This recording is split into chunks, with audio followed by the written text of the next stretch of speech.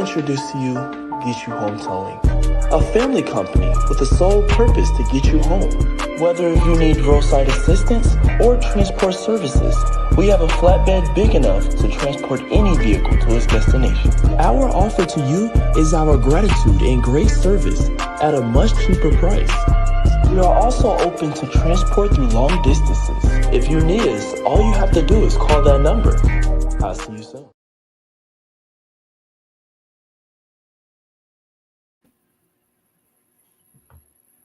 Hey y'all, how y'all doing? Y'all all right? I mean, what's really going on?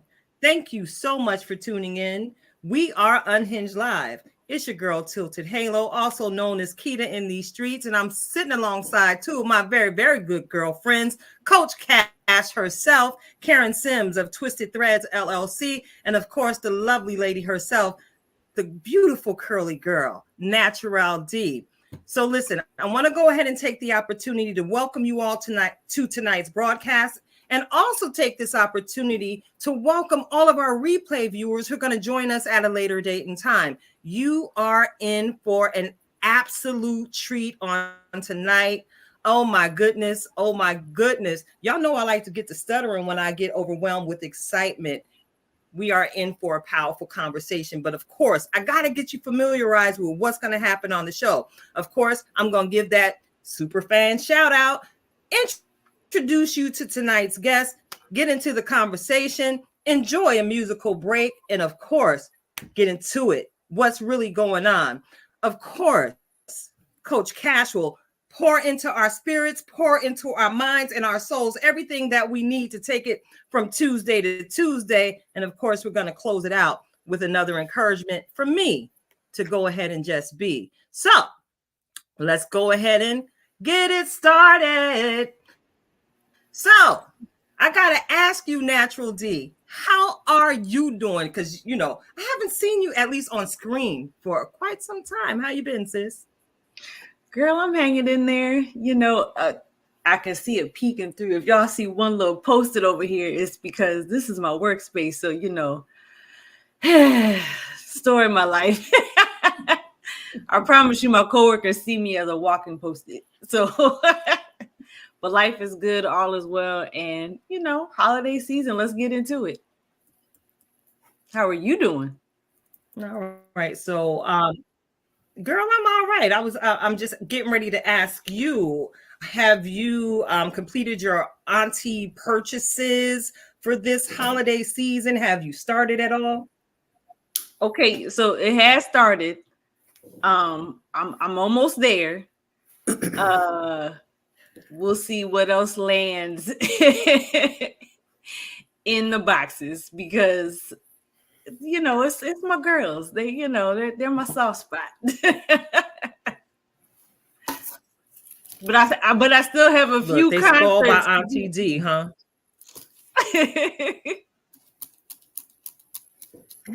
Well, you enjoy the concert circuit. I'm sure you're enjoying some wonderful talent while you're out there in them concert streets. So let's get to Coach Cash. Karen, how you doing? I am okay. You know, I had to think of all of the things that I still need to put in place for holiday drop-off. So those, I think I got about 10 more days to get the care packages together to be delivered across, you know, the United of the States. But doing okay. You know, we're going to get into some things because this has been an interesting week. Still married, you know, still love God. Those two things apparently can go hand in hand. How about that? All right now.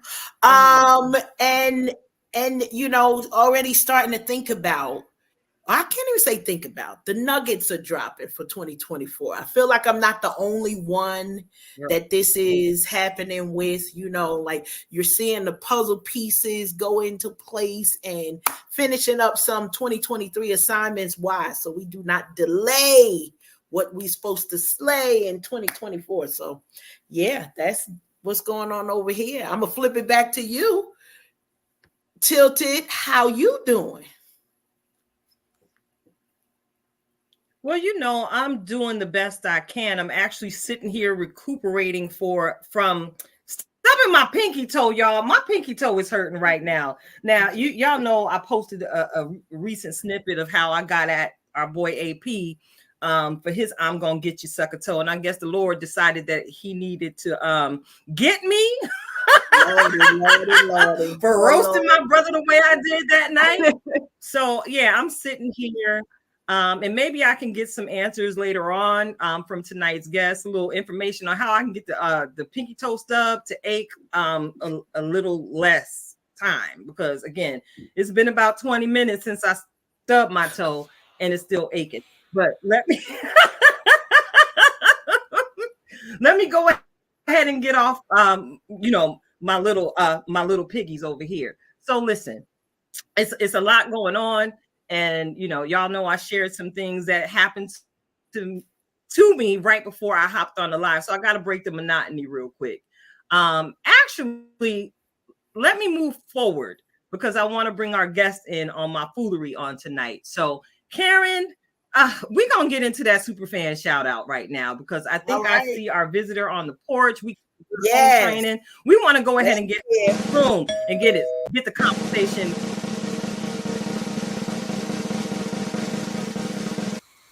Who we got? Girl, let me tell you something about tonight's superfan shout out. She has given birth to greatness, one of which we'll be having a conversation with on tonight. I got to give tonight's superfan shout out to Phyllis Rouse Beach on tonight. Clap it up for Alicia Mama. Clap it up. Listen. For Alicia's mama. Listen, I gotta give this queen a shout out because like I just said, she has given birth to absolute greatness, and I'm grateful for having the privilege of walking rooms praying with this mighty warrior, this mighty woman of God. She is the epitome of what Christian womanhood should live like. Notice I didn't say look like, I said live like. She loves, she laughs, and baby, she pours out to so many people as she serves at her church ministry, the Rose of Sharon Church.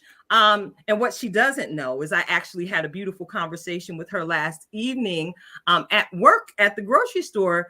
And of course, the young lady I was speaking to, it was absolute confirmation that Alicia was supposed to be here on tonight. So we stood there at lane 2 and celebrated you, Alicia, and Veronica right there at the little grocery supplier that employs me part-time. So Sister Phyllis, we love you here at the show. Thank you for the way you pour out. I thank you for the legacy that we get to experience and for how you get to smell your roses through them. So tonight we celebrate you, Sister Phyllis. Love you, girl. So look, all right, we don't want to belabor the hour because time is fleeting. And we got a lot to get done in a very little time. So I want to go ahead and get to our guest intro. I'm one of her number one fans. I've been fanning out behind this young lady for a long time. I've had the awesome privilege of watching her growth in her faith journey. And I have been personally encouraged as someone who is possibly maybe 15 years her senior to live my life boldly, live my life freely, and love God pure and simply, just like that. So tonight's guest is our very own Princess. Bring her in. Princess Alicia Christine. Thank you so much for joining us. How are you tonight, beautiful? I am so good. Hi. Thank you so much for that amazing welcome. I'm definitely flattered, and thank you for the honor. I appreciate that. And I just appreciate being on this call, and shout out to my mama. She is amazing. But I'm doing good. I'm so happy to be here. I'm ready to keep with y'all. Love it. Yes. No problem. Because we likes to do that. You family. So you don't have to worry about using the good King's English over here. You hear the y'all and the pepperidge. I might actually make up a word to express my thought. You already know what it is. Can you briefly introduce yourself to our audience and share a little bit about your background?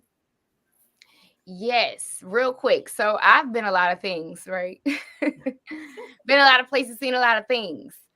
But in this season of my life, I love to help women and men heal on a holistic level. I went through a deep healing journey myself physically. My background is in worship leadership and ministry. And then God kind of brought me out of the four walls to do ministry a little bit differently. And when I got diagnosed with an autoimmune illness, I went on a deep, deep journey of figuring out, well, what's the root of this? And God revealed to me some of the root causes. And I began to go on a healing journey, and I decided that I was going to reverse that disease, which is dis-ease in the body. And God really just blew my mind around the mind, body, and spirit's ability to bounce back. I've always been a person that perseveres, but this showed me a whole new level of bouncing back when it came to my physical abilities. And so I've always been a vessel of God. I am that. I use my voice and I use my writing. And in this time in my life, I use the power and the gift of meditation and breath work. I spent about a year and a half pretty much in the bed healing because I could not really move and I had a vocal hemorrhage. So I'll go from singing on stages and touring and leading worship to a vocal hemorrhage. And so I had to go on vocal rest and went through, again, like a deep healing process, and it taught me a lot. And I'm like, okay, so God wants me to help in a new way right now because I can't necessarily use my physical, but I can use my gift of writing and I can help women and men heal spiritually and mentally and emotionally. And a little thing that I want to share is that right before I was diagnosed with a autoimmune condition, God had given me the gift of breath work. So when I was living in Chicago, I would go out to the water, meet with other women. We would do yoga. We would breathe. I really wasn't familiar with it. And then God was shifting me around my eating. And so I became a vegetarian there and kind of did the whole like vegan junk food thing and just was exploring. So long story short, I got into breath work and I got into yoga a little bit, but not a whole lot. About a year at the time, I should say a year. The timelines get mixed up, y'all. So y'all got to bear with me because sometimes I can't keep my timeline together. So I just be blurting out my story. Love it. But sounds good. Thank you for the grace. But God began to do some deep healing work in me. And I learned how to move energy out of my body and emotions out of my body through breath work. And I know some people are like, oh, that's weird. That's whatever. It has really revolutionized my life because, like I said, I couldn't go to the gym and get on the monkey bars and do this and do that. I had meditation. I had breath work. And God showed me the strategy. And the interesting part about this is that before it was revealed that I had lung disease, God gave me the gift of breath work. Now, if you can't, if you don't understand that that's a strategy, I don't know what to tell you. Right. Okay, it was God's hand at play in my life. And so I had already had the tool and it was like, all right, use the tool. So I began to breathe and I began to strengthen my lungs. And it's been since March 22 that they told me I had lung disease. And every time I go to the doctor's like, well, yeah, I'm not really worried about your lungs. Your lung capacity has increased. And so many things have happened in the positive because I surrendered to the journey. That's just the truth of the matter. And so I've committed my life to helping women in particular heal their emotional wounds, process that emotional trauma, and really heal from spiritual abuse, from racial trauma, from sexual abuse, things that are part of my background that God has helped me to recover from. And really shed some light on how important it is for us to process the things that we've been through so it does not live in our mind, body, spirit, and our bones in the next generation of our family's lineages. And so like I'm a wellness woman through and through. Like I've committed my life to this journey and what it looks like. And I'm all about helping women, partnering with them to get to the next level in their lives. And let's get to the happy, let's get to the joy, let's get to the peace and really feel it in our lives and manifest the things that we want. That's what it is. I know that's right. I know that's Yes. right, sis. You talked about the breath work. Now, again, we some queen agers over here. I'm a woman of a certain age, and I remember years ago there was like a fitness guru who introduced the art of breathing to assist with weight loss. Does any of the breath work that you've applied or learned about, is any of that something that you're using in your healing journey? Yeah, I would say grief and grieving is a big part of your healing process, because that's really recognizing what has happened to you. And for me, grief is something that I'll probably never stop grieving, but not in an unhealthy way. Like grief comes and it has to be processed. Grief comes and the tears have to fall. Like it's never like a thing where it's like, oh yeah, I'm never going to grieve. No, sometimes I wake up and I still grieve my old life, and I grieve old relationships, and I grieve the death of my father and what life used to be. But I don't live there. I have the moment, I let the tears fall, I breathe it out, right? I meditate, I pray, I journal, I get those emotions out of my heart space and out of my bones and my body and the stress out of my back as I also do yoga. But breathing helps stimulate the nervous system. So I was in a space where I was constantly living in ready, set, go all the time. Got to do this, got to do that. Not recognizing that it was a trauma response, and it was the way that I was coping with things in my life, because I didn't have the awareness to recognize I have to slow down, one, to live a well life, and two, to even like take the cap off of processing to become a new woman. And so when I didn't have all of these distractions because sickness set me down, I had to use the tools of my mind, my body, and my spirit.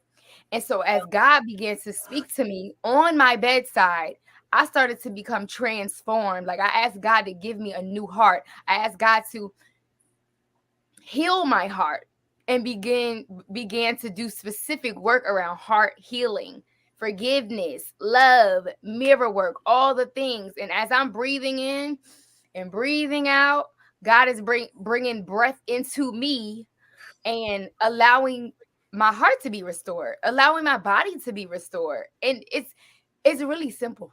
To me, it's really simple. Like I started to study it more, but I didn't just read it. I implemented it in my life. I didn't say, oh, I don't have time to meditate and do breath work. Oh, no, I got time. I'm laying on this bed. And I always want to encourage people, like, don't wait till you have to slow down, because you cannot. Don't wait till you can't lift your arm up. Don't wait till you can't speak or whatever the case is, God forbid. But that was the hard lesson that I had to learn, because I wasn't listening to my body when I got the little pains in my gut, in my stomach. Not like just the intuition, but like literally, I would eat something, I would go somewhere, I would be with somebody, and my stomach would hurt. And that was a sign of toxicity. My body was telling me that ain't the person, that ain't the relationship, that ain't the space, that ain't the that ain't it. But I didn't have awareness to recognize I have to make a shift in my lifestyle. I gotta detoxify my whole life, because my life had lifestyle inflammation. This is getting me inflamed. That conversation got me inflamed in my emotions all bugged out. This person got me, you know what I'm saying, to the point where now it manifested in, the manifestation of autoimmune illness. That is my story. I'm always going to speak from that metaphysical place and that spiritual place, because I know it to be true. I didn't ask God for this. It happened. I didn't ask God. It happened. And so what, like, I just feel like I'm just going different places with y'all tonight, but a spiritual awakening happened as I began to detox. And that's what's going to happen when we start detoxing our life.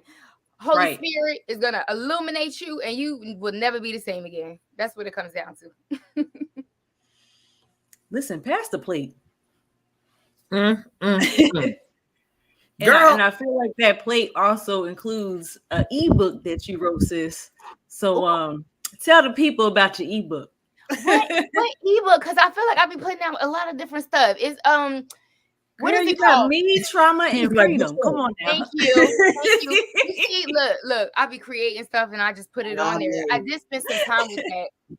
And it's basically, encouraging people to process their trauma through the creative arts and somatic healing. So that could look like going to therapy. That could look like humming, singing, but stimulating something called the vagus nerve, and stimulating this portion of our body so that we can put ourselves from, like I was saying, the ready, set, go to get into the rest and digest so we can relax, so we can calm down, so our bodies can get more balanced, because we're always living here.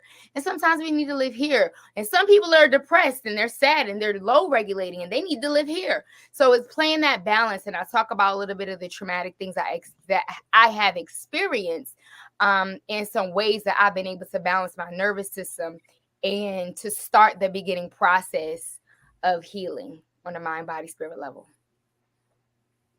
Listen, it's just a wealth of knowledge out here in one person. And I feel like too, this also dispels some of the questions that, church brain, as I'm gonna go off of my pastor here, church brain between the saints and yoga, when really what you're saying is basically what you're doing in yoga. So can you speak to that, to kind of dispel to the people the stigma behind yoga in the Christian faith?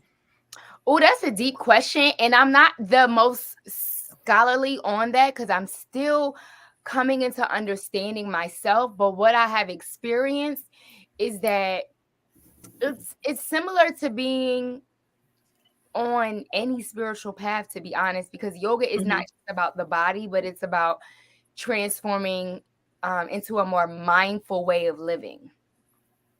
And so that could be eating more mindfully, moving the body more mindfully, practicing humility and love. And it's a state of being. It's a state of mind. Yoga does mean, in the Sanskrit, it does mean to unify. And really, when you start studying it, it means to really come to the awareness of your highest self. It's really like what Christ said of coming in to live the most abundant life. So it's some people feel like, oh, well, it doesn't stem from the biblical text, but there are biblical principles throughout the practice of yoga. There are biblical principles in the practices of the Quran. I'm not anti reading other things. That's not where I am anymore. And there are some Christians who fall into the sect of the Bible only, but I don't live there anymore. I used to be, but that was because I was indoctrinated in that way. And once I started to yield to the path that God put me on, which is more spiritual and more inclusive, I was able to better hear and accept, oh, this is really just actually living in Christ consciousness, in a greater awareness of who I am. And so when it comes to yoga, there are 8 different limbs, if you will, of how to live in a positive and mindful perspective. So if you look it up, if you look up the 8 limbs of yoga, people can find out and understand more about what that is. And for me, it has been a transformative experience. It's been I'm actually in yoga teacher training, so y'all gonna see me around. Thank you. I'm so excited about that. Because meditation and breath work and prayer, that's all in it already. But adding the asanas or asanas, which is moving the body specifically, is something that Black folk need to move the body, even if it's just a little bit, because there's so much freedom that comes from moving our bodies, and really stretching and moving the fascia, when you really start getting into it, healing comes from us moving, like whether it's spiritually, mentally, like physically, you have to move that body. And a lot of people are not going to go lift weights or do HIIT. It might be easier for them to lay on their back and for them to lift their arm this way and lift their arm that way or stretch out this way. And, you know, just roll all of this. This is all yoga, all of that. You're moving yoga exercises, right? And so Yeah, I hope that answers your question. Like I am pro yoga, like, and the interesting thing is, as I began to study, I see the parallels and the universality of God. I really do. That's just what it is. I can't deny the revelation that God has given me of agape and universal love. And yoga has been really a help and almost like a guiding light when it comes to principles that I want to live and share with others. Yep. wow, yeah, absolutely answers my question. Thank you. You're welcome. You're welcome. That's really powerful, you know, as you share the evolution of yourself and how that has brought you into a new and better and brighter and hopefully healthier place.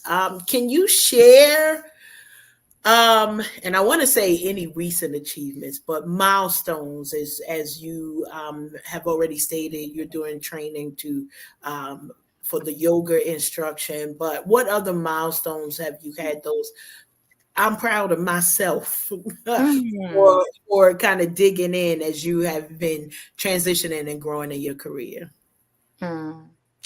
That's a lovely question. Thank you. So I would say one of the biggest milestones, honestly, is forgiveness. I ain't even trying to be deep, but it really is forgiveness for me.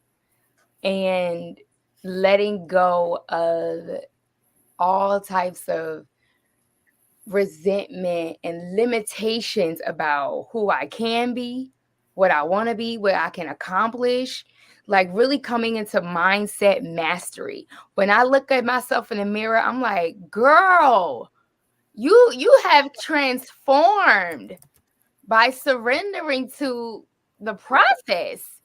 And it's a joy and it's a hope that I never thought I could really live with, where I know how to navigate my own energy, my own, you know, when you go somewhere and you just pick up everything from everybody else and you don't really know how to lay it down. That's the accomplishment that I've been able to master in this last season of my life. Like, is that yours or is that somebody else's? Can you pray for them and put that burden down and now move into your future and your life? And can you love people even though you may disagree with them? Can you love them even though you're upset with them? I mean, like really love them, like pray prayers of love and peace and happiness and abundance for people that have harmed you and not even think about it no more. Like just let it go. Like, God, you got that. Spirit, forgive them, whatever, move it out of the way. And that's coming into a maturity that I've never had. These mid-30s are popping. I can't even think about 40, 50, and 6 because, woo. So those are my accomplishments right now. They're not even like, Hey, girl. oh, I did. This is all on the inside for me.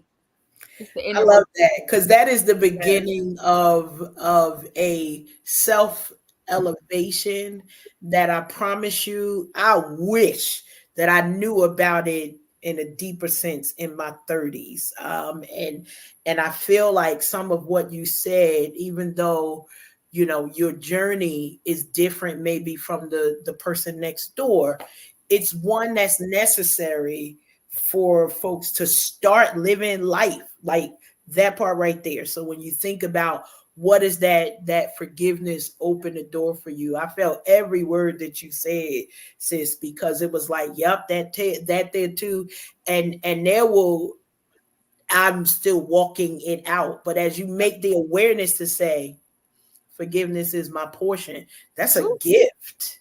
That is a gift, like, and an accomplishment that Yes. we don't often get to not just recognize, but to celebrate. So we celebrate that for you today, because what comes after that, when you could be like, you know what, like literally we would hear people, don't sweat the small stuff. That's where the beginning of unforgiveness comes in. That small stuff. They stepped on my toe. They took my parking space. They sitting in my, family seat at the church. It seems like it's an unnoticeable thing, and then it takes space in your heart and your mind, and not only can you not heal, you can't move forward. So I feel that lightness for you. I love it. Oh, thank you. I'm telling you, like, God will really change a thing if you ask specifically for this part. Like, take this part and like let's really dig and do some work on this part. Love it. That's amazing. Oh, I'm here for all of this conversation. I'm just, I said, but we like in the moment, like, yeah. I love y'all. Yeah, like it's like, let me get my notebook and my pen, and I'm taking these notes right here, because at the end of the day, freedom is the end game here. With everything that you shared here so far. Alicia, thank you so much for being so transparent with your journey, because hey, I know what it's like. Again, pre-show talk, I know what it's like to be that young woman. So I'm grateful again that you are in my life circle to be the voice that so many young women at the same juncture in life where you stand, they need to hear this. Because, as you said earlier in the conversation, you spoke a lot about different belief sets and not being a one book believer.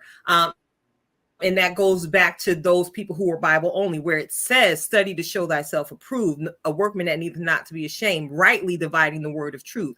And of course, I always combat people when they try to use a word as a weapon.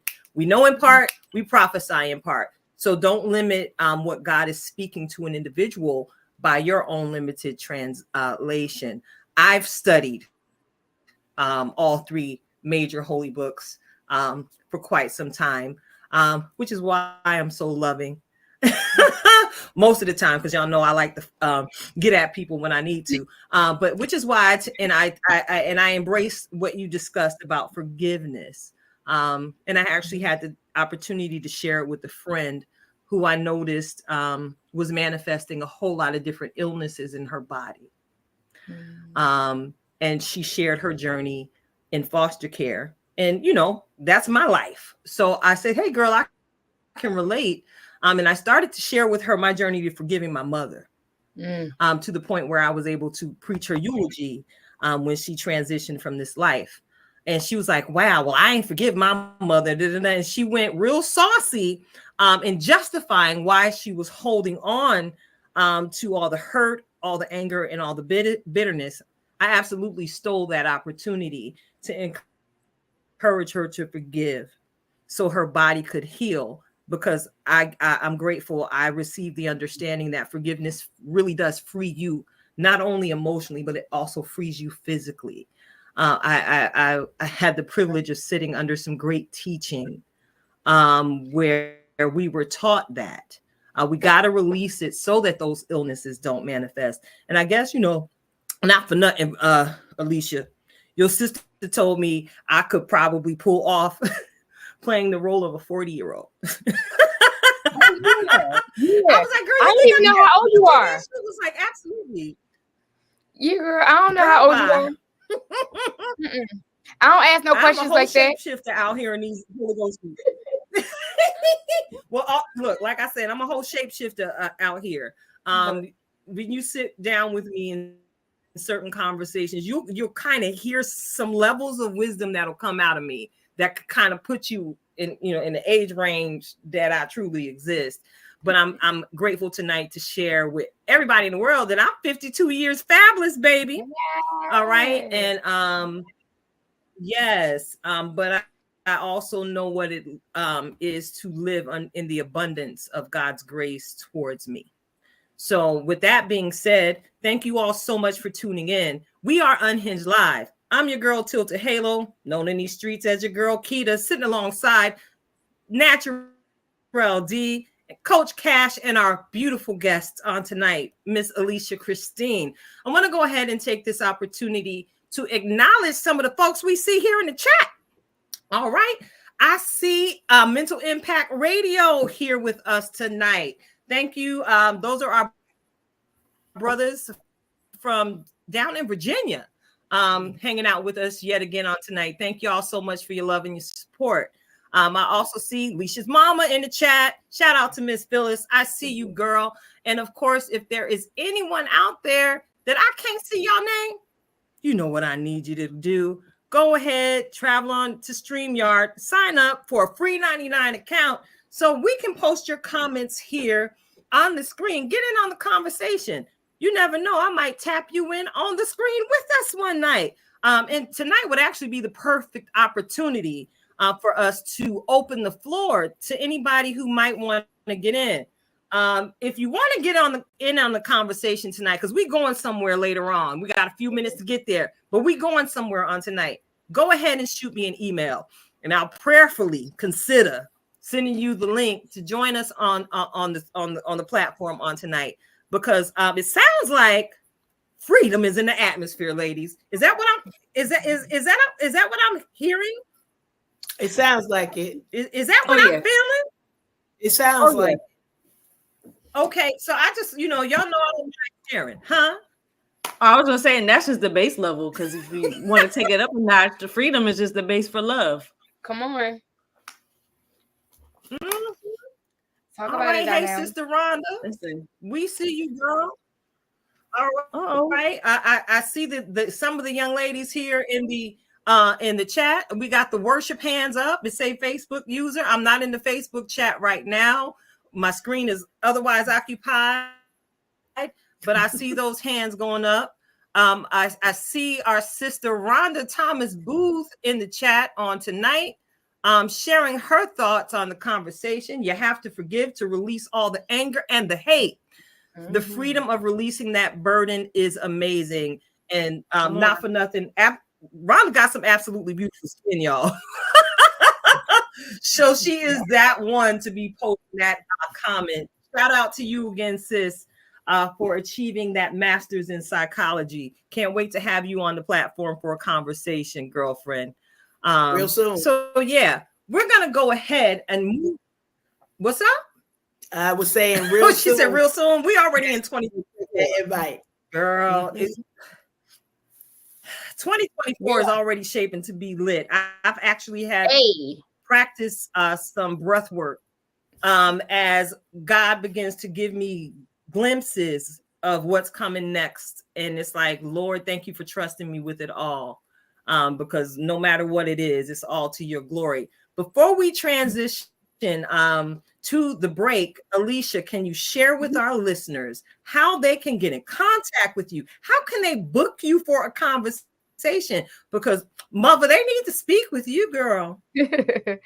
Thank you. So y'all can keep in touch with me by getting on my newsletter. It's called Unlocking Healing. And I talk a lot about the lifestyle journey, lifestyle wellness, being healthy. I talk about nutrition here and there, but I mostly talk about the emotional freedom that we've been talking about tonight. And you can find my website at www.itsaliciachristine.com. And I do host one-on-one sessions, healing sessions. So if you're someone that wants to do some inner work, you can definitely check out my website. Shoot me an email. I have a contact sheet on there. For 2024, I am going to do a little bit of revamping. And I'm going to be doing a lot of more in-person workshops. So if you're in PA, I might be coming out to Philadelphia. I'm always down for New York. So there's going to be some awesome workshops that I'm going to be hosting. And it's all about self-love, self-care. It's about looking into the mirror and really getting down to who we are.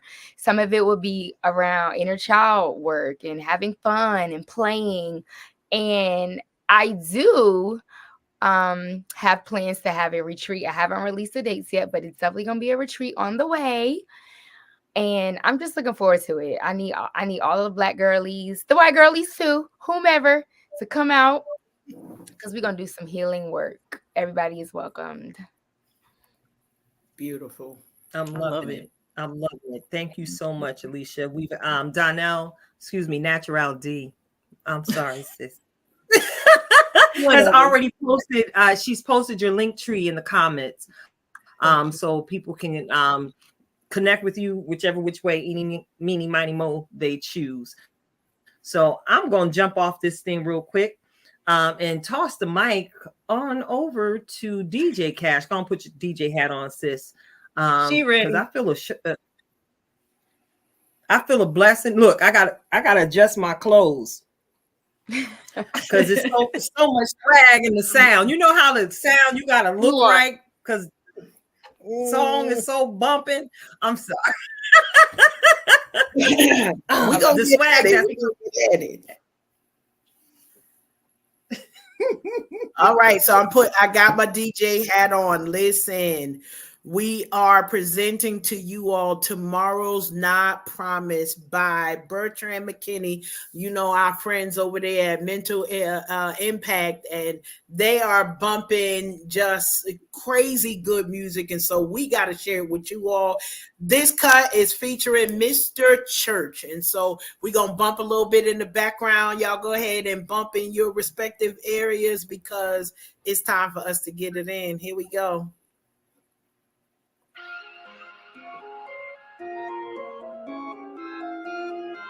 Yeah.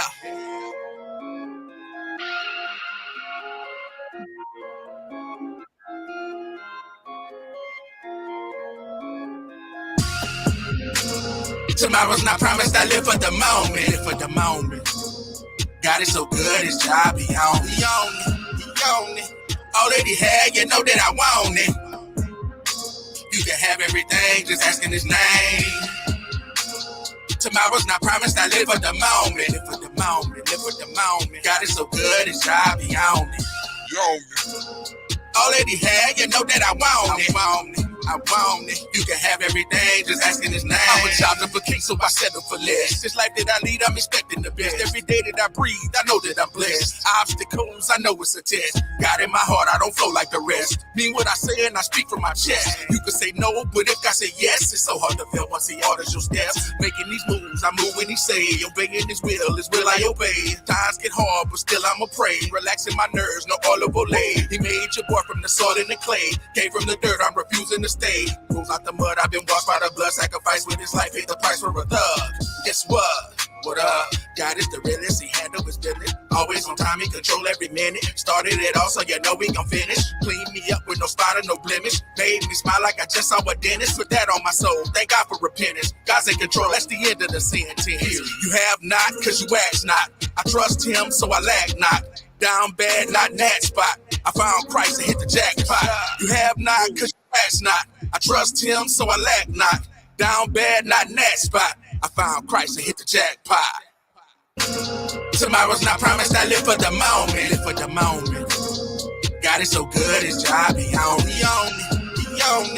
All that he had, you know that I want it. You can have everything, just asking his name. Tomorrow's not promised, I live for the moment. Live for the moment. God is so good, his job, he on it. All that he had, you know that I want it.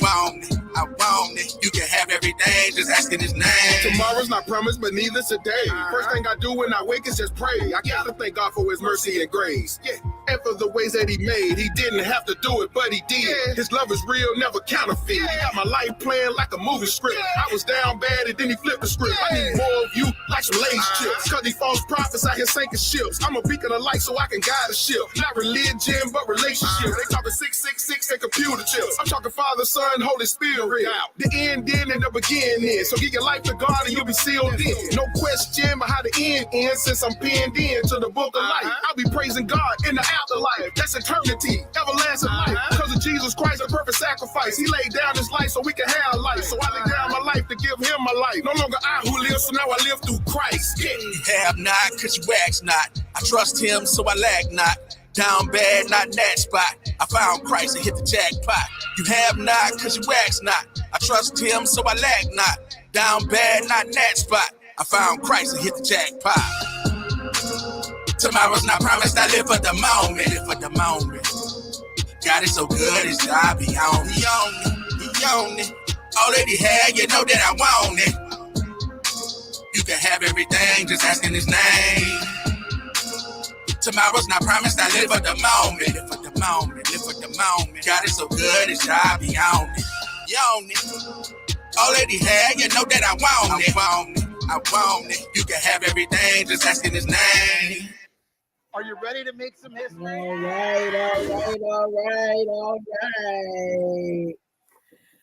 Thank you for putting out some good music. It is. Oh yeah. It's Where's an that entire artist bop from? around these parts. Down in Virginia. I'll make sure I shoot you his YouTube information, sis. But Okay. yeah, I done ran into a gang of folks, girl. We'll talk. Anyway, thank you all for tuning in. You are listening to Unhinged Live. And we are absolutely live right now. And grateful for another opportunity to have this conversation with all of you. So I gotta break the monotony because we getting ready to get in something kind of deep. But I feel like I need to get in that tsunami right now. So this new little game I'm finna to introduce to the platform on tonight. What you shaking your curls for, Natural D? Huh? Listen, you and your reindeer games.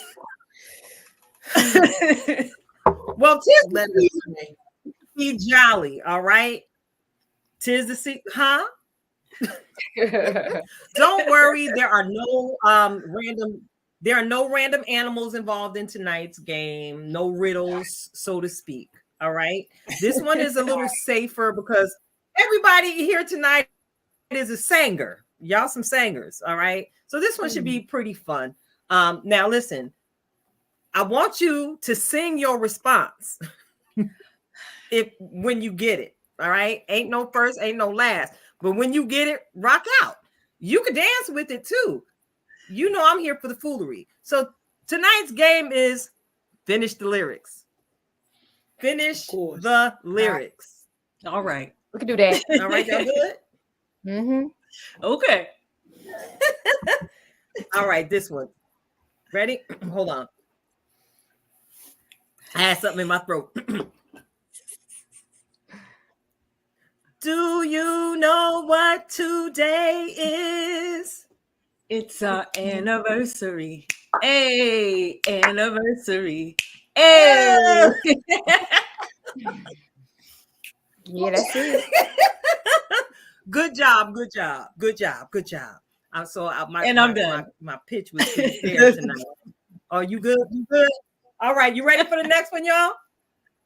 Ready. You ready for Here the we next? Is it worth it? Let me work it. I put my game down, flipping and reverse it. It's your end if it's one get some. Shout out to Missy Elliott. What you saying right here? Shout out to Missy Elliott for that wonderful lyric that none of us really know what it is she is saying in that moment. Listen, we're gonna do a side note ready? hashtag Black Girl Magic for her going into the Rock and Roll Hall of Fame. Yes. It's about time. Right. That's right. She had a little tongue on That's that. right. That was a little black girl That's tongue. right. Yeah. All right. Y'all ready? Here go one more. But I need somebody who will stand by me. Come on. Through the good times and bad times, she will always be right there to sunny day. Everybody loves sin. Tell me, baby, can you stand in the rain? Love it. That's it. All right, y'all. Just a No, we little gotta do our fun for the dance. family. We Shout gotta do out our to dance moves with it. Yes. You know, we was at the concert studying all the moves. Yes, so we could were. bring it Yes, to you we all can. tonight on the platform. Thank you all so much for participating in my foolery yet again on this evening. And I see that we have Pastor Deneen Jones Flag in the comment section, getting it in on the lyric game as well. Thank you so much for joining us, Deneen. You finna be up here soon too, girl. Don't even worry about it. So let's go ahead and move into tonight's topic of conversation. But you know, we gotta warm up. What's really going on? What's really going on? Really? What's really going on? What's really going on? Really going? What's really going On and on and on and on and on. What's On really and on and on and on and on. What's really going on? Hey. That's right, y'all. We finna get into it. We finna get into it. There's a lot going on in the world, not only in the secular world, but also in the world of Christendom right now. I gotta have this conversation, y'all, because we lost a powerhouse in the faith recently in the person of Bishop Carlton Pearson. There are a number of different celebrations of life being going on for this apostle right now. And again, I absolutely feel connected because my faith walk was catapulted by my own personal experience with Bishop Pearson and the Azusa conference that I had the pleasure of attending when I was a young little married wife back at the Gilmore Memorial Tabernacle Church of God in Christ. Y'all know I'm a Pentecostal girl at heart. Back in the day, I was able to receive. Yes, girl, you know I can still work a tambourine, but but yeah, my life was absolutely impacted by that. Those 3 days we were able to attend the simulcast at my church ministry, and we hear so many people that we didn't even know he had impacted coming forth now, just celebrating the legacy and celebrating the fact that they are part of the legacy.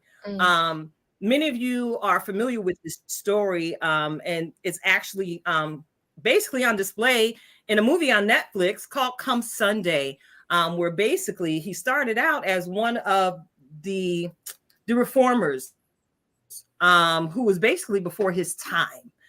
Where he was able to unite the church in a way that many had not been successful, where you actually saw color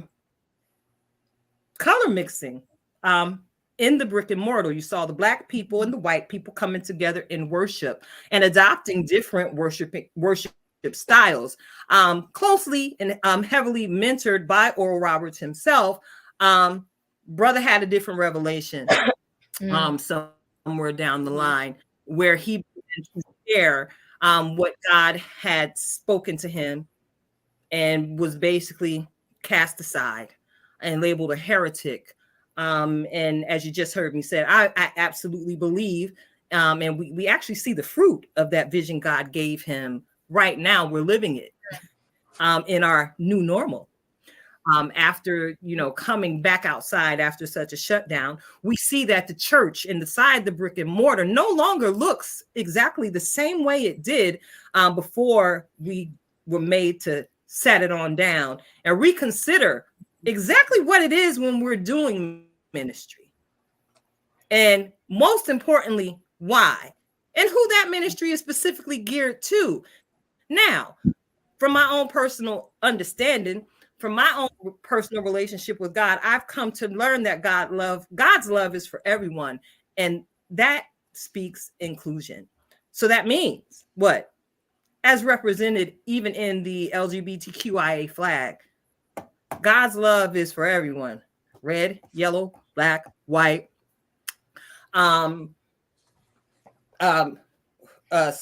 same gender, loving folks. Listen, God loves everyone just the way they are. And all he simply asks is that you come to him so that he could truly direct your path. So I'm grateful that the three of you are here tonight to help unpack this conversation. The word inclusion. When you hear the word inclusion, ladies, this is my first question in this conversation. What thought comes to mind? I am going to toss the mic on that question to tonight's guest first. Alicia, what thought comes to mind when you hear that word? The root word of it, included, that everybody's included. Everybody's given a seat at God's table. Everybody can eat at God's table. Everybody.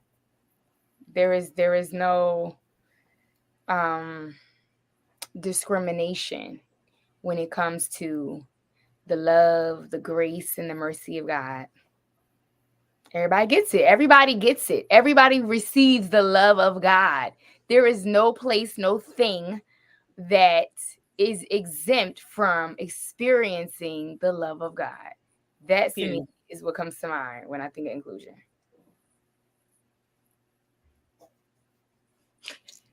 I mean, you hit it on the head. I love it. I love it. Karen, what comes to mind? Not just the good stuff. You know, when I think about the good wine that was saved for the end of the wedding, as folks would say, for the first miracle, God's love is for everybody. It's for everybody. And so it is, the love is without reproach. Like, and don't be stingy with it. You know, we'll get more into that, but you cannot be stingy with what is and was meant for everyone. We got fans, so. All right. I'm feeling it. I'm feeling it. Yeah, look, I'm over here. Listen, y'all be ready. Y'all know we normally go 90 minutes. We might push to 2 hours on tonight, depending on how the conversation flows. And if, again, email me, y'all. nvhansford@gmail.com if you want to get in on this conversation. Deneen, you want to come up here, sis? Yeah, I'm calling you out publicly if you're still up in here. I'm looking for your email, nvhansford@gmail.com. Get in on the conversation, sis, because we've had some conversations. Yeah, we talked about inclusion and what thought comes to mind. And we talked, and each of you basically shared a unified thought in that it's for everyone. There's no discrimination when it comes to God's love. Who would any of you like to share any particular experience that you've lived where you felt like you've been discriminated against when you're supposed to be in an area where you're supposed to be receiving God's limitless love? Who gonna start? I know I'm asking you to be transparent. Right. I know I'm asking you to be transparent. But we overcome the adversary by the blood of the Lamb. Yeah. Go ahead, Karen. I will start. So my first, I won't say my first, my biggest sort of like put baby in a corner moment with the church folks was when I was a teenage unwed mother. And it wasn't just a reprimand or this is not the thing that the church girls should have a label on them, but it was that I actually had individuals come to me and tell me I should not be coming to church in my pregnant form. It's like, well, where I'm gonna be, where should I be during this time? Like, in my mind, and I'm still that way now. Like, so where you think I'm supposed to be?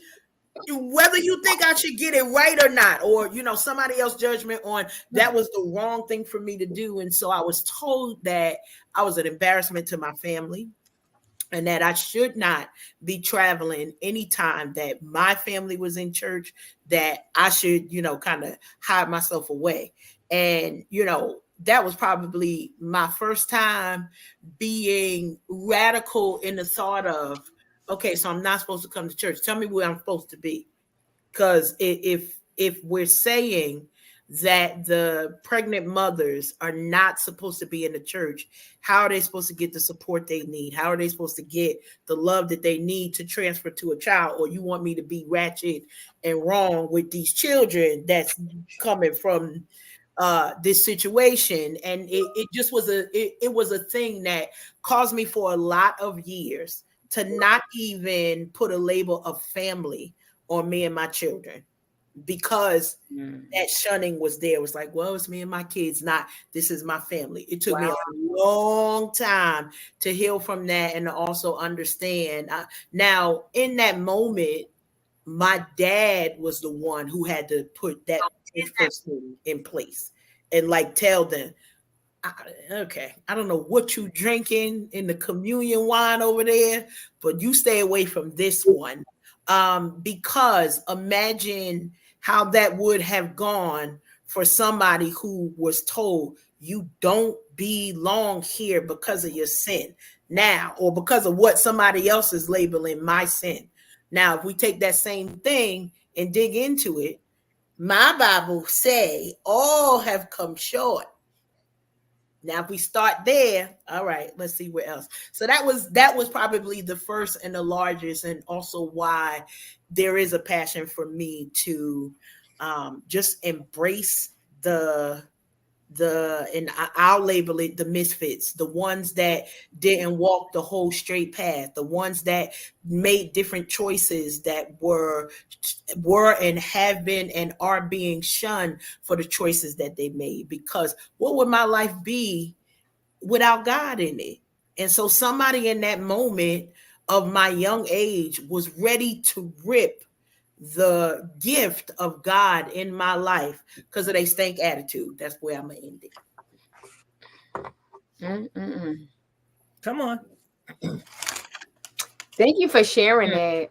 That's good stuff. That's good stuff. Yeah. And since you already know, you already know, I can relate absolutely, because we share that testimony in becoming mothers, teenage mothers. I went through something similar. But my experience was I got called into the pastor's office with my little boyfriend at the time. And my pastor, very loving man, he talked to us again with a lot of love. And he told us, of course, because I was very active in youth ministry. I was on the usher board. I was learning how to direct the choir. I was singing. Y'all know some of the stuff I still do to this day. But he gave us a choice. And he let us know that we had shamed our church,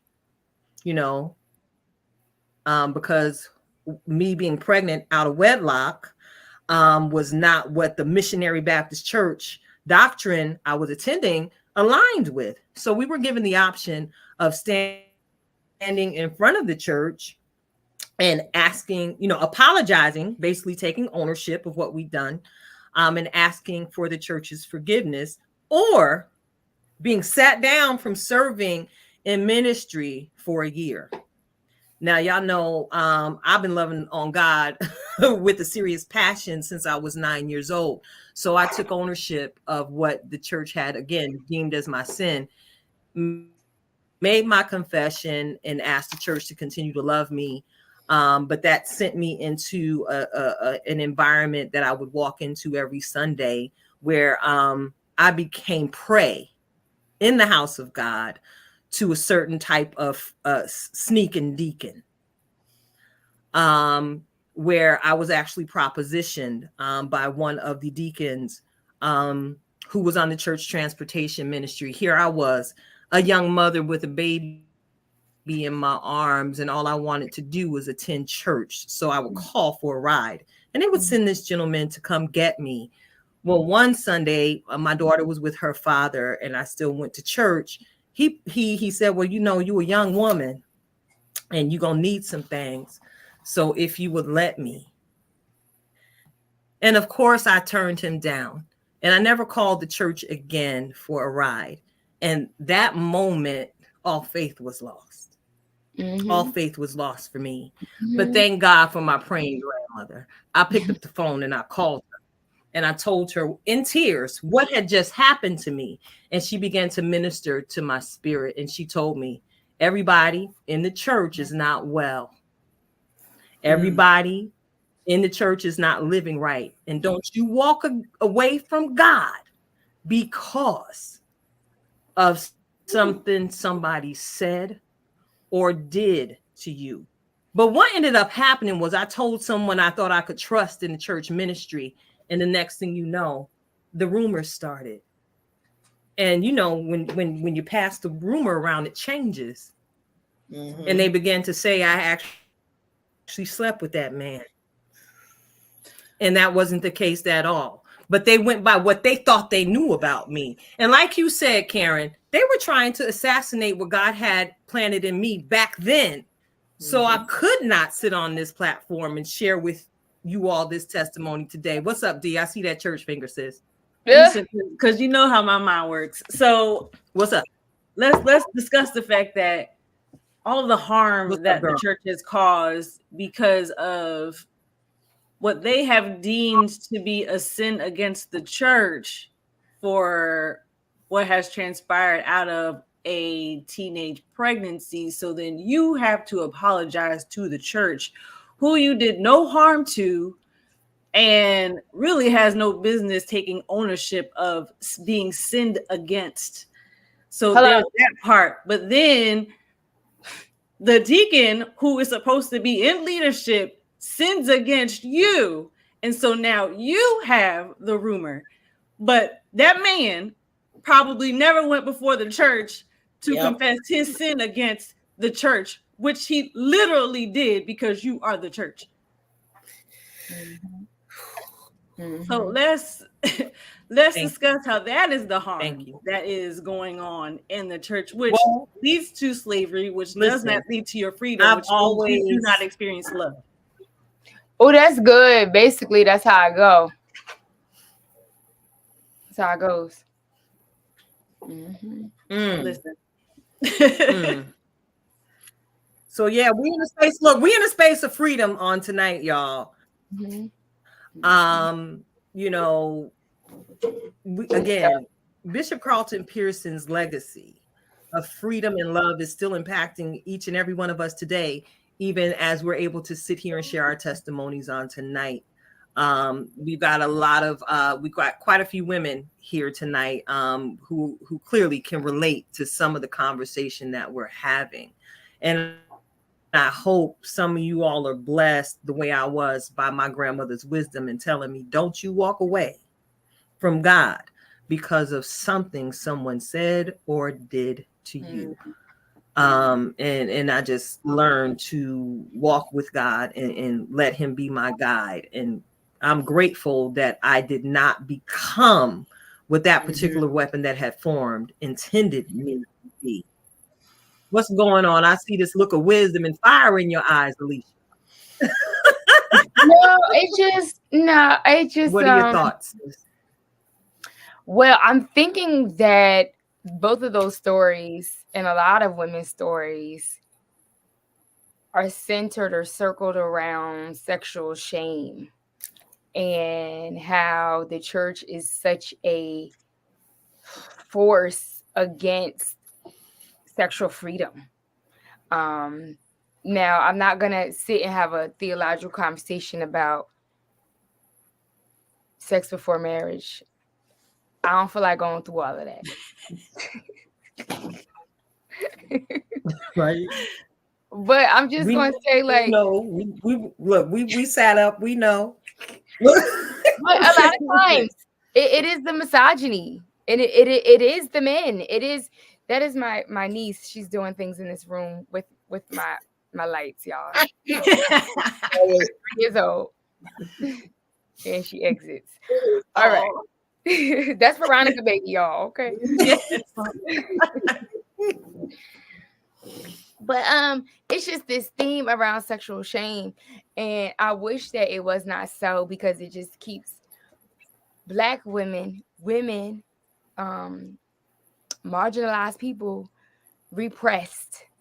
And shame is not just sexual shame, but it's just shame in general. It's like that theme is just so heavy in the church, and it keeps people from living a free life, because it's always like, if I do this, I'm gonna be shamed. If I do that, I'm gonna be shamed. Right? And it goes beyond like, I'm going to hell. It's more like, no, you're not gonna have this community. I'm gonna remove love. I'm gonna isolate you. So you not only have maybe the thing that you experienced that hurt you, but now it's the isolation. And now it's like, I'm gonna punish you for something that may or may not be sin to God, but it's sin to us, sin to man, whatever the case is, and isolate you from our community. Maybe individuals think that that's going to bring you back into community, but a lot of people, it harms them deeply. It's a soul wound, because you're like, dang, I had an experience that was hurtful or disappointing for myself, for God, however you interpret it. And on top of that, I had people who I thought would be there and love me through this, and they turn their back on me, and they shame me, and they don't call me, and they talk about me. And I hear the hush hush rumors, and I stop getting the invitations, and dang, I can't even eat with you. I can't even come to the table. But I thought Christ welcomed everybody to the table. Come on. I thought that's what Christ was. And he was about inclusion. Yeah. Right? So it wouldn't have been, you don't come to church because you're pregnant. It would have never been that. And it's crazy, because it's like there are examples of Christ, and he who is without sin, you cast the first stone, right? Mm-hmm. But why are we not looking at that as an example of the character of the person that we venerate all the time? In the name of Jesus, the blood of Jesus, in the spirit of Jesus, in the love of Christ. But that's not what is being portrayed in the actions of people. And it's hypocritical. And it's okay to say, this is not right. Stop acting like this. Yeah, the church is acting trifling. The church is not acting Christ-like. That's where I'm with it. Yeah. I got stories about misogyny from Black people to white people. And sexual shame. Shaming me. I got to confess my sins. I had to confess my sins to white men. How about that? Or I can't be on a choir, or I can't lead worship in chapel. Girl, I can only imagine. Exactly. No. Exactly. So people don't really get it until you really have really lived through that thing. And now you are at a crossroad of, how do I separate the evilness of man from the wonderfulness of God? That's it right there. That is it right there. And it's about, a lot of people, we hear people more often say, I don't mess with them church people, or I don't go to church because of ... And they are validated in their reasons. But for those who have similar journeys as what we're sharing, it comes a point to say, literally, the hell to hell with everybody else. My relationship is between me and God, and how is God directing me? And I just know, I don't care what anybody said, there is not a religion that should be saying, bow down to man, versus, well, God, what did you say for me to do? What is this life that you are directing for me to walk out? Now, I get it, whether it's the priest, whether it's Buddha, whether it's the Quran or versus the Bible, however you want to put it, we could break it down, even Methodist, Episcopalian versus Catholic and Protestant, Baptist and Pentecostal. Like all of these things are reasons for separation and division. Not what we originally stated. God is about inclusion. And so when we think about that, this is past what scripture you turn into. This is, as humans, what were we created to be for one another, period. And so when we see so much hate in the world, it literally points back to, what are we doing in the church to show love for everyone, to be inclusive? And that's hard because, Alicia, you mentioned, and it kept playing in my mind, you were like, I was indoctrinated in this. And that was something that I know each of us was like, woo, child. Because we've got those moments where it was like, there's certain things that we know we've done our entire lives because we were indoctrinated. Like, and I say that all the time. Linda and Ulysses, name of my parents, they fully brainwashed me, like fully. There ain't nothing. Now I had to go in recovery where there's certain things that they taught what they knew. No disrespect. They taught what they knew, what they were indoctrinated in. But then each of us having free will, opportunity to say, Lord, is that for me? Like, I don't know, Lord, that don't fit me. We had a conversation. Now I'm 8 weeks into this marriage, Alicia, and Tinted and Natural D will tell you, I was like, I'm not feeling, the way that I was mad at the church people. That's all we're gonna say at that. Because I said, as a woman of my age, I did not feel prepared to be the mirror of perfection that the wife is supposed to be. I'm like, I love him, but he getting on my nerves. He want to wear the light purple and I want him to wear the dark purple. Like, he not where the off ramp. Do I say husband? That part. Apparently they don't come in that model. So for all y'all looking for one, God bless. They got their own mind too. Go figure. We out here with our own mind. They got thoughts and ideas too.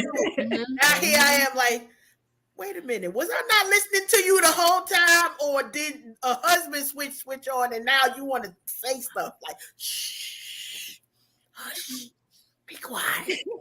But it was a transition for me that I was like, I'm not feeling something. Like I was feeling ill-equipped.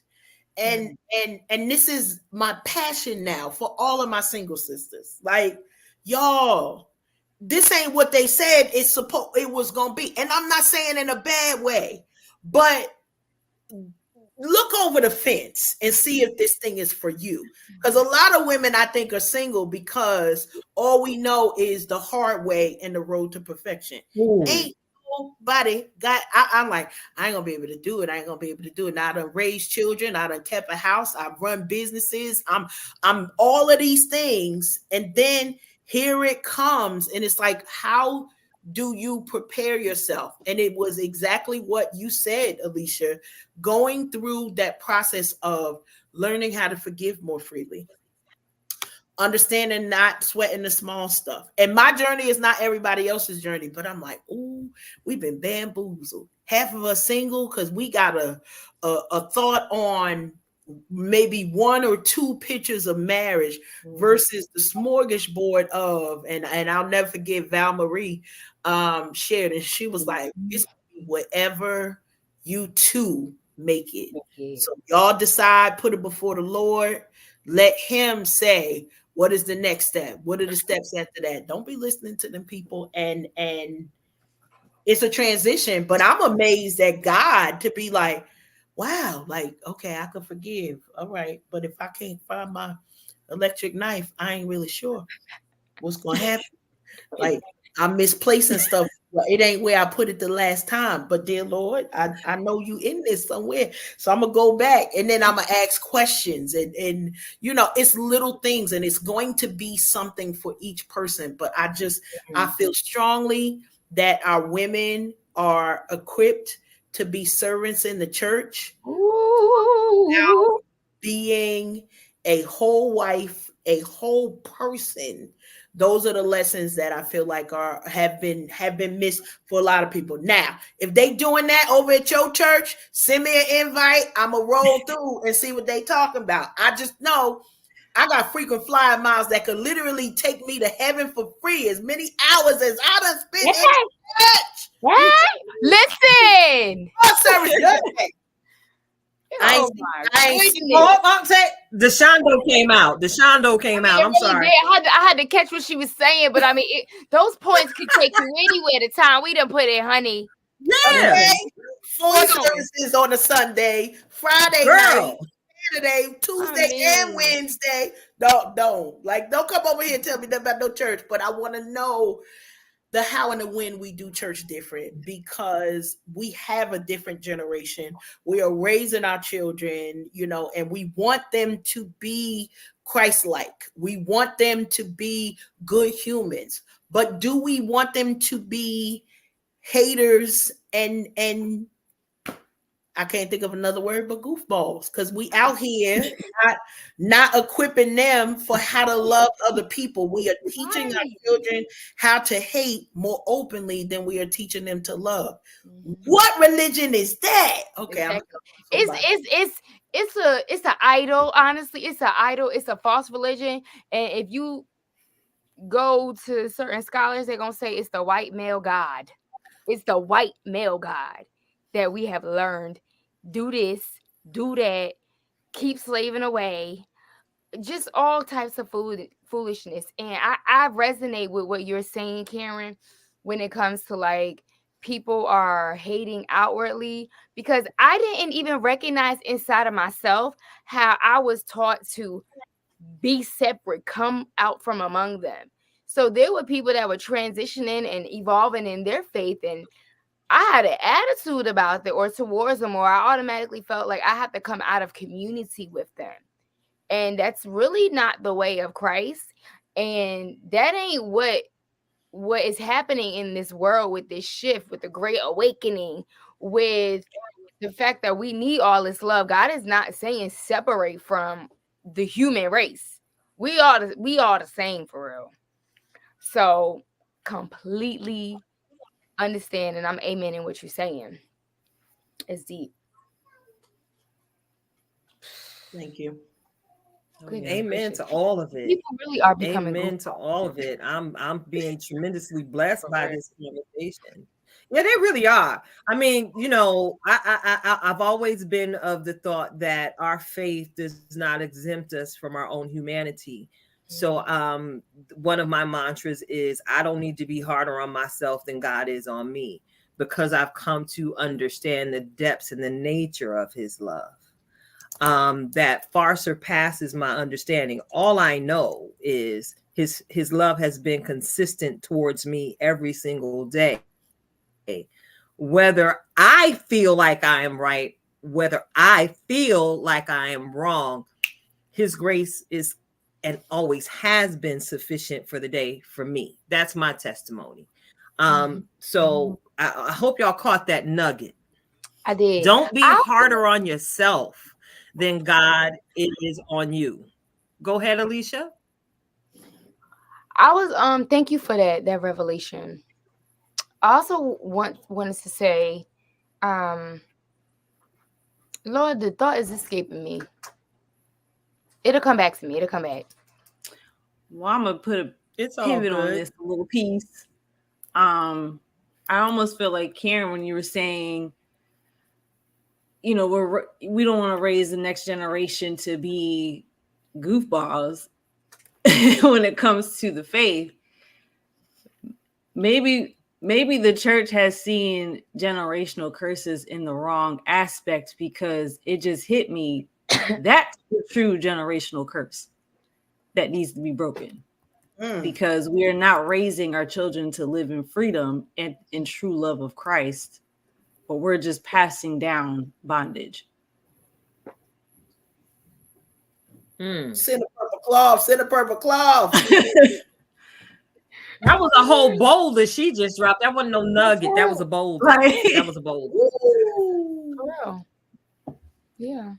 Yo, Because it's like we're always as you were arguing. Sorry, it came back to me, sis.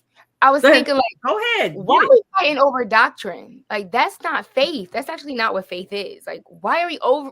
We're spewing out. I'm not gonna say where because I ain't doing it, but folks are spewing out hate around you believe this, so I don't like you, or you're gay, so I don't like you, and I have to make it clear to everybody that I don't like you, and that I think you're gonna go to hell. That's not the way of Christ. It's not. It doesn't matter if you agree with them or not. That's not the way of Christ. No. And the go ahead. And I was also going to add that when I was reading Bishop Carlson's book about inclusion, he talked about like you feeling obligated to convert people. That's a whole nother conversation. Girl. How you go about winning this soul to Christ. Y'all got to read the book. If y'all watching, y'all just got to read the book. Because I'm okay with standing on the truth of where I am, that I don't feel that I am, like, my sole purpose on this earth is to evangelize people into heaven. My thoughts have evolved around that as well. Like, I'm not arguing with someone around doctrine. More likely now, I'm not going to argue about that. Or I'm not going to be pushing, like, for me to even think about, like, I was a missionary over in Tunisia in the Middle East, and I'm with a group of white folk, and we bringing Jesus to the Islamic people, right? As though they have no experience of God. But come on, that's another conversation. That is so dismissive, right? That is so I'm gonna leave it alone. I'm gonna leave it alone. And it is, girl, somebody needed to step on that. And I'm grateful that you did. It's so dismissive. And again, like you said, Alicia, people out here spewing hate in the name of the Lord, which is why, as Karen mentioned, so many people don't want to go back to church. I ain't messing with them fools. I ain't messing with them hypocrites. People don't even realize that they are not a true reflection because, again, they're reflecting the doctrination, not the relationship aspect of what it is our faith brings us to. Carlton Pearson said something in a live conversation years ago that really stuck with me. You'll never know if you're free from sin until you're free to sin. Exactly. Yep. All right. You will never know if you're free from sin until you are free to sin. So if you're free, having done your own personal study and prayer time in relationship, connecting with our Heavenly Father, and you're truly allowing Him to direct your path and order your steps, baby, you become the light that God is calling us to be outside of the brick and mortar. We often, hear the scripture talk about what is the scripture that's thrown about us being a light that should not be hidden under a bushel. Mm-hmm. Look at what a bushel looks like. It's like a something. If you flip it, you can cover it, right? Now you see the cover, right, in your mind's eye. Doesn't that look like a mega church? The shape of one? A big old covering where there's a whole bunch of people in there practicing the same things over and over again. But does the light escape the walls? We talked about those frequent flyer miles, also known as hours, that we've put in. shaken up, which basically shook up and kind of messed up some of our souls. And I'm grateful that many of us have accepted the call to be those misfits, the ones who are brave enough to step outside of the brick and mortar to share the testimony of what God's love did for us. Alicia, your testimony tonight is God's love basically put you on your back, so you had no choice to look up for a new revelation for what he had for you. And look at the gifts and the tools that you mentioned that are now in your box. Again, this is something that I have written and I keep it close by. Daughters of the King must learn to yield their weapons well. And 2023 has been the year of us getting our toolboxes in order. So I'm grateful for each and every one of you lovely vessels sitting here in this conversation tonight.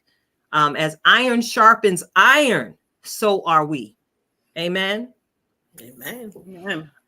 What's that smile on your face, Donnell? You look a little joyful there. You look a little happy, sis. Oh, just thinking about the fact that, you know, we've escaped the obsession of hell that the church has. It's a true obsession, and I wish they would stop. Like, just stop. Please. Like, it's not necessary. The power of the love of God does enough. And that's, you know, that's for a whole other conversation about how the church, quite frankly, just does not believe in the true power of God. Because the things that they speaks of weakness. And my God is not weak. Come through. The God we serve, honey, is not weak. Wait a minute. She done dropped another boulder, y'all. The power of love does enough. It's true. That's good, sis. I'm sorry. Love it. Listen, between that and stop. I felt that thing in my shadow. Love it. For real. What's that there now? What's that you had just said, Natural D? Please stop calling the church a hospital. May I ask you why you make that request, sister girl? Why are you making that request specifically? I mean, because at least in the natural of a hospital, people get well and then they leave. Ooh, we don't want to talk about that. We don't want to talk about that. Because if you want the true church of Acts 2, where they go house to house and people are added, where you going, dog? So we just all sitting around in our infirmities inside the church, the place where we are supposed to be well. Mm-hmm. And bring wellness all around.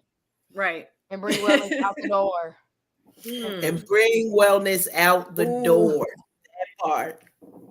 That part. Because if I go in for surgery, I'm just saying, if I'm going in for surgery, aren't I coming out better than I went in? But even in that, in your healing process, aren't you isolated away from other infirmities that come hinder your healing? Absolutely. I can't run nowhere in this room, y'all. I'm sorry. I mean, y'all got me rocking. I'm just like, this all I can do right now. So, you know, we go around and around and around. No, this is good. The truth. It's like, I wish that we had a model where we actually thought that, okay, this is somewhere where we gather, we learn, but Jesus didn't spend all, going back to Jesus, right? Didn't spend all the time in the synagogue. He did not. He did not. Hello, we wouldn't even have. There's a purpose for that, because we could literally read and memorize every scripture. You know, we could know every piece of the word, as we should study to show ourselves approved. That's between me and God, though. So I got to take what you give me.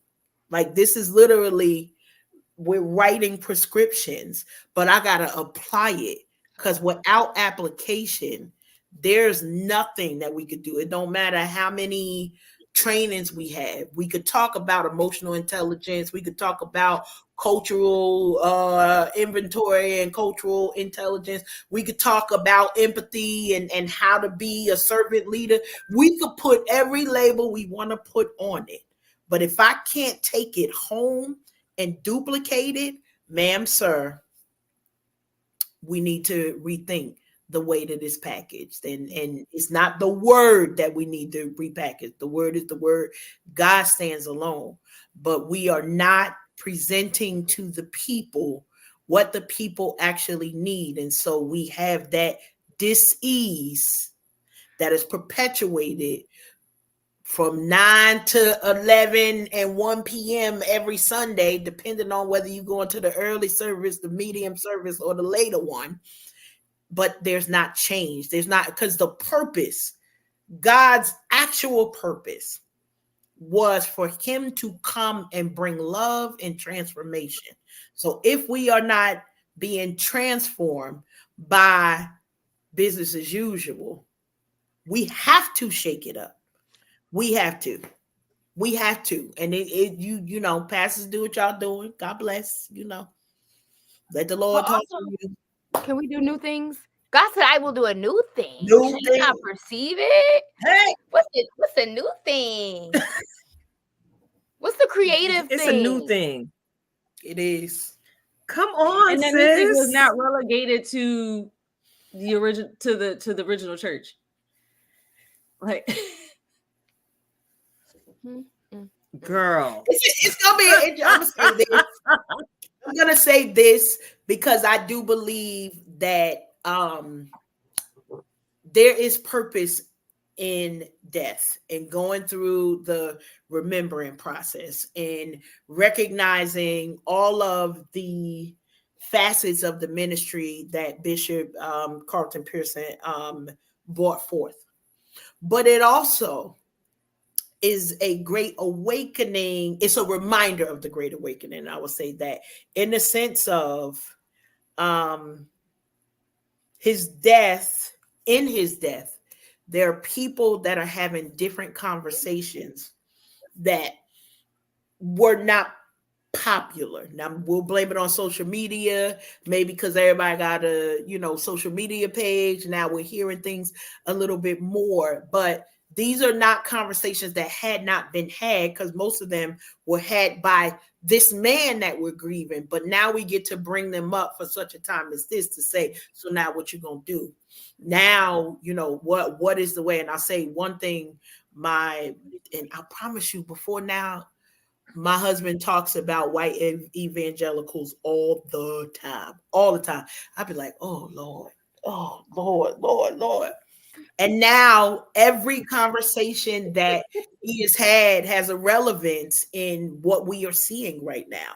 And part of it is his own experience, because he had a Carlton Pearson experience where he was primarily in a predominantly white church. When we first started dating, he was taking me to predominantly white churches, you know, and they love me. Yeah, they're gonna love you. They're gonna love They love me, that part. And I was like, listen, bro, like literally we had to have a conversation like, Mr. Karen, what we doing here? I could sing the Bringing in the Sheaves and Blessed Assurance. I know all the words to the hymns that we singing, but doggone.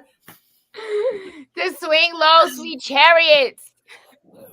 And then we had I had to request. I didn't request it. Like, we're gonna have to worship separate. Now that wasn't in my heart. Like, you know, on the list, I was like, Lord, I would like him to do this, and this, and I want us to worship together if we could do that. But I can't go over there no more because my spirit ain't moved. It's lovely people, okay, lovely people.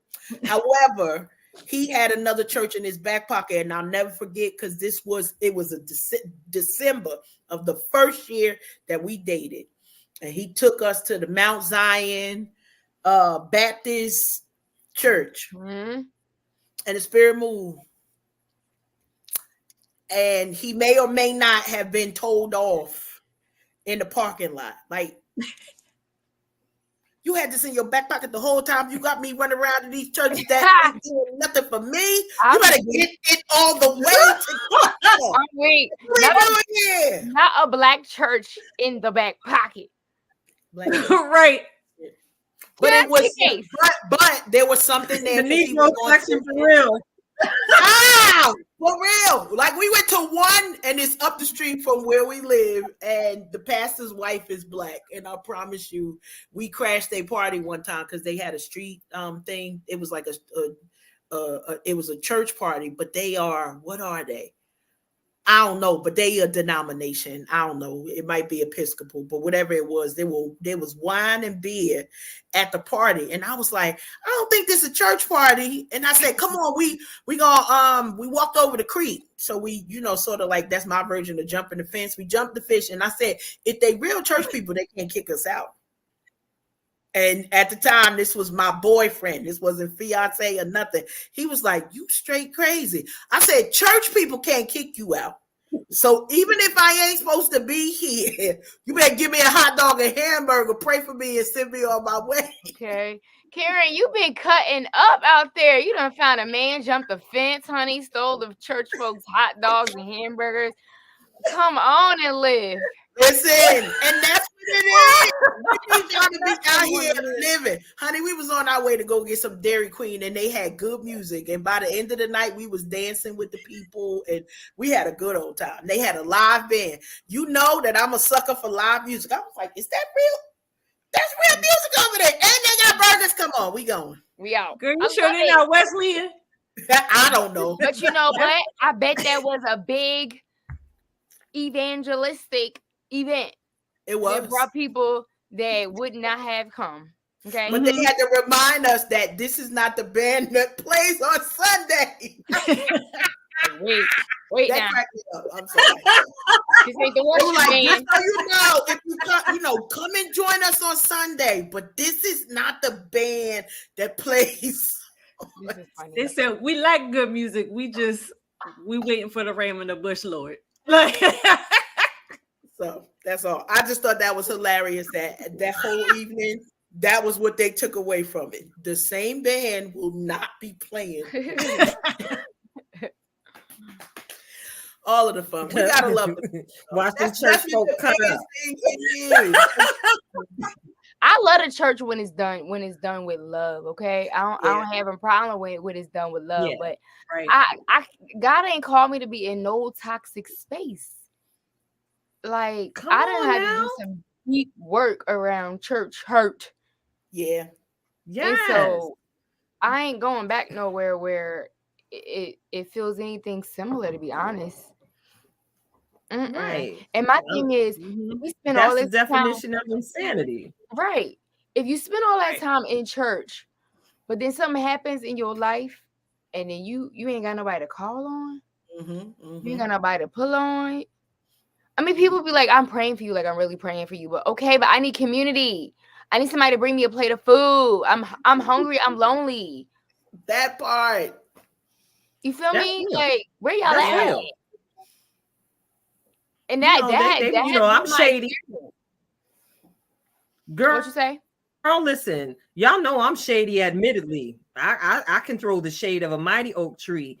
And years ago, I started, calling people to the carpet with that foolishness right there in the house when they would see me in passing. Oh, girl, I miss you so much. Stop right there. No, you don't.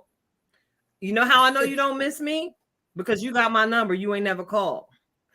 Don't do that. Don't do that. I'm not here for the show. There was an artist who released a song years ago, Get the Actors Off Stage. I'm not here to be a part of the church social. I'm here to make sure that I become the true church so I can get the job done that I'm assigned to when I walk outside this building. So yeah, I'm with you on the need for community. And it just seems like community presents itself in clusters in certain faith communities that are also known as cliques. I've always held a deep level of concern for the young men and the young women who, latch onto mentors in the church. And all of a sudden you watch a transformation and all of a sudden it's a whole bunch of mini-me's running around. one thing I was adamant about with my daughters, and that's why they both so free right now. Don't you become a lemming. You may see me running to the community choir rehearsals. You may see me on these stages, and you might see me singing, directing, doing all this, that, and the third. But I do not expect you to be a carbon copy of me. And I guess in my own way, I was freeing my daughters and giving them those words. I'm freeing you to be who God made you to be. I want you to be just like me. I want you to be the best version of yourself. So I'm blessed because both my children are creative artists.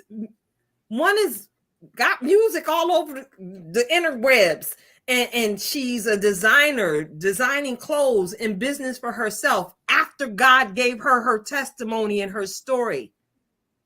God, I gave her the gift of prayer.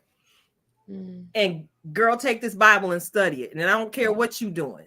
Even this, my grandma told me I was too real, y'all.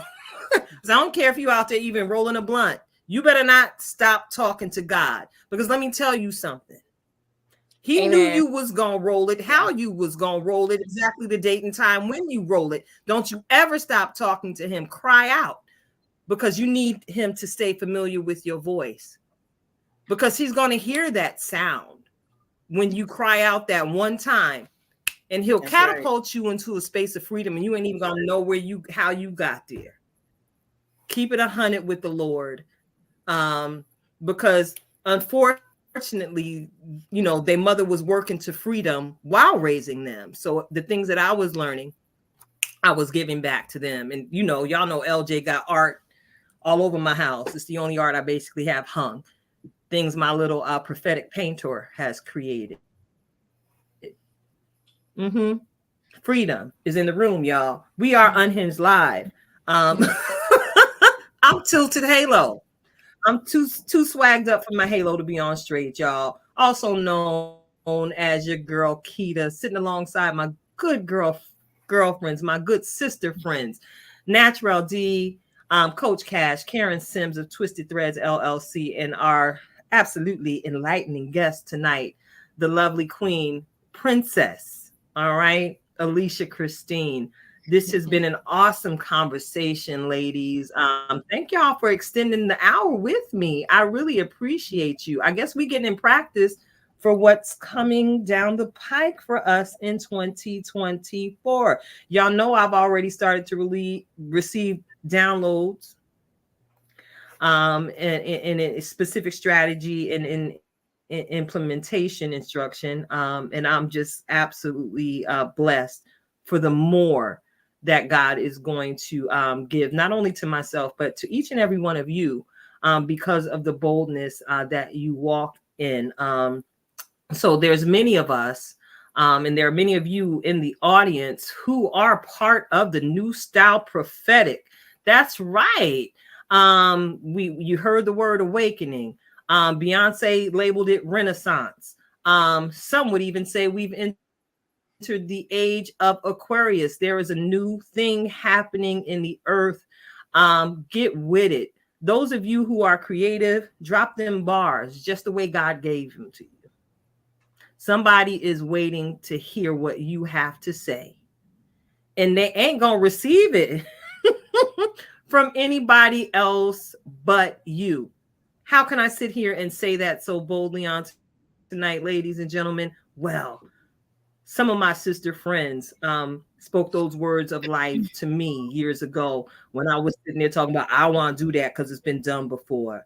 But they went upside my head in the power of the Holy Ghost and let me know, no, Nikita, it's something that's going to come for you that many will receive. And here I sit, blessed by one of the best, baby. God's finest coming at you. So thank you again for tuning in, each and every one of you. We are Unhinged Live. And thank you so much for all of our replay viewers that are going to listen in at a later date and time. I just want to go ahead and say welcome to all of our new viewers on tonight. I'm watching this number hop around on this here screen. And let me tell you, each and every one of you all are an absolute blessing to my life in this moment. And you will be for moments to come, just for coming in the room tonight and listen to what my cousin Robbie Jackson has said in the chat. We had 4 queens on the panel tonight, a whole royal flush. You've been in the presence of royalty on tonight. It's all kind of queens representation on tonight. So thank you again. Share this with your sisters. Share this with your brothers, your aunties, cousins, and them, because I'm sure this is a conversation starter that can actually be had house to house, the way it was intended at the origination of our faith. So the time is of the essence, and I feel my help coming on. So what we're going to do right now is get ready, because we are about to receive yet another empowering time of reflection from our very own in-house master life coach, Princess Karen Sims Harrell of Twisted Threads LLC, Coach Cash herself, with her reflection of purpose. Come with it, Karen. Y'all already know we come with a title. We've already had the introduction. Protocol already being established. Let's get right into it. Get close. Because today we want to remind you to stay connected. Stay connected to your people. Stay connected to your meditation time. Staying connected to you. A lot of times you get a lot of homework. I try to remind you of a whole bunch of things. We got about 3 more weeks in this year. Ain't no time to get lost now. Okay. We need to be focused on what are the things that we actually have the power to change in our lives, and who can we impact? We understand that there's so much going on outside. That means, you know, I heard my sister a couple of times tonight say about the people who didn't pick up the phone and call somebody, send a text. Y'all got the number. Some of y'all, all y'all ain't got no number. If you ain't got the number, don't worry about it. This is not for you. But for those that you know that you could call, that you can pick up the phone and say, I just need to hear your voice. You good? I'm good. No, not that I'm fine, good, but are you good? And then go into the next level. Why? Because if we got this power of prayer, we've got this opportunity to bring in good energy. That means that we can, when we are overflowed, share it with the folks that we are connected to. So many things are happening in the world. And the first lie that we want to dispel for ourselves, we need people. Back in the day, I don't even know who the psalmist was. People who need people are the luckiest people in the world. Don't you be out here in these streets letting somebody sell you a lie to tell you, oh, I could do it all by myself, as if you are supposed to. Together, everyone achieves more. That's the team.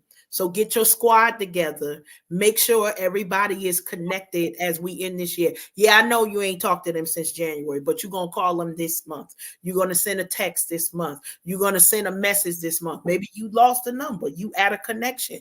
But you're going to find a way to get to them so that you make sure 2 things, that they are okay and that you are taking the time to fill your love tank. Why? Because you're going to need it in 2024. Why?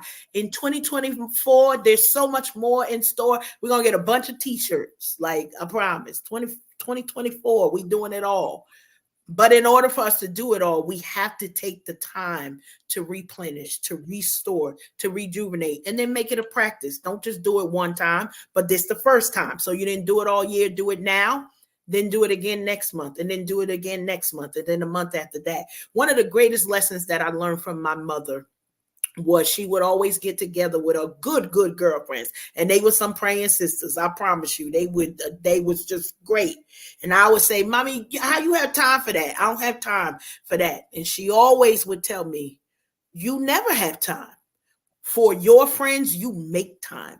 You literally produce. So this is the reminder that you have the power to produce the time. That means say no to the stuff that ain't feeding you so you could get with the people who really love you. Because when you are in community with people who really love you, honey, they gonna have you climbing Mount Everest. They gonna have you writing a book. They gonna have you opening up the business. They even gonna have you going out on dates with this man that you've been side-eyeing for months and months. I ain't getting into nobody's business, but I'm just saying. Stay connected as we are approaching the end of 2024 and watch the doors open for you as you expand your perspective just by filling your own love tank. That's all I got for y'all today. That is your Reflections of Purpose. Stay connected, y'all. Tilted, you good over there? That's good. Right. Excellent. That was good. Whatever, Karen. I'm excellent, actually. You be taking side shots. I'll deal with you off air. All right. Yeah, that was really, really good, Karen. Thank you so much. I took some personal notes, and again, I'll deal with you off air. But before we transition out, I want to go ahead and issue a huge disclaimer. If you did not know, don't be giving out nobody's phone number without that person's permission. Okay. All right, because some of y'all have forgotten that good old home training from back in the day. Boom. Okay. Hey, who gave you my number? Okay, that's it. That's all we need to know. Please do not give people's phone numbers out without permission. If someone has not personally handed someone their personal contact information, if you know your friend, you got to know there's a reason why. So, I guess my just be is, look, just be mindful to consider others like you would consider yourself. You want somebody giving out your number without your permission? Think about who's doing that. What if Ray was just stalking your page and saw that? Girl, I got DMs for days that'll expose many, but we keeping the body count at 0 lately, okay? That would expose many. People be giving out people numbers, but you got to be mindful to respect folks' privacy, and you got to be mindful to respect how people grieve. Grief is something that revisits us in different ways. A simple sound, a simple smell, or the slightest memory could catapult someone into a level of grief that you may not understand. Let me help you out. The ministry of presence is a thing. And sometimes all you really need is to just be there for somebody. So just be. I'm Tilted Halo, your girl Keita in these streets, sitting alongside my good sister friends, Natural D, Coach Cash of Twisted Threads LLC, and our wonderful guest. Thank you again for joining us tonight, Alicia Christine. We are Unhinged Live, and we a little sleepy, or at least I know I am. So we are out. Until next time. Peace. Bye.